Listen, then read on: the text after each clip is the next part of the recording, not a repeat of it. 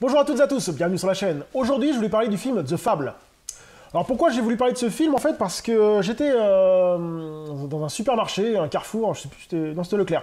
Au Leclerc, et je regardais un peu les nouveautés manga et j'ai vu un manga qui s'appelait The Fable. J'ai commencé à le feuilleter et tout, j'ai trouvé ça vraiment sympa. On en est rendu au tome 6 ou 7, je sais plus, 6 je crois. Et au Japon, tout est déjà sorti, hein, il y en a 22 en tout, je crois, quelque chose comme ça. Et donc j'étais en train de regarder ça et j'ai feuilleté, j'ai trouvé ça vraiment sympa. Je dis, ouais, il faudra qu'un jour je me mette sur la série, mais j'aime bien me faire les séries quand elles sont finies, donc c'est pour ça que je n'ai pas commencé la série. Je suis rentré chez moi et je me baladais sur Netflix et puis d'un coup, je vois The Fable. The Fable réalisé par Netflix, tiré du manga auquel j'avais regardé, quoi. Je dis, bah tiens, assez bizarre. Bah, je me suis dit, bah tiens, pourquoi pas me le faire. Donc c'est pour ça qu'aujourd'hui, j'ai envie de me faire The Fable. Donc, donc de quoi ça parle? Un tueur professionnel, plus connu sous le nom de Fable, obéit aux ordres de son patron Yakuza depuis son plus jeune âge. Sous les ordres de celui-ci, il est contraint de prendre une année sabbatique à Osaka pour apprendre à se comporter comme un citoyen ordinaire. Bon, le speech me paraît pas mal. À voir après, je sais pas, souvent les live-action tirés de manga sont pas extraordinaires.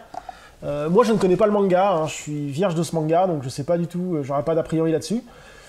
Donc c'est pour ça que je me dis, bah pourquoi pas aller voir ça, et les images me rangent bien, non franchement, c'est parti pour se tenter The Fable. Donc je viens de me finir The Fable, très bon film, très très bon film, hein.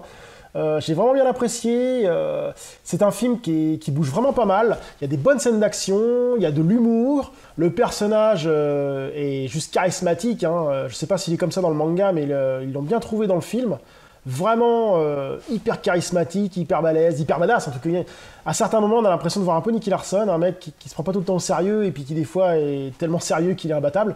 Et j'ai trouvé ça vraiment excellent. En plus, les scènes de combat sont juste vraiment bien réalisées.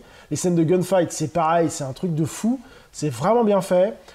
C'est un film très punchy avec pas mal d'action.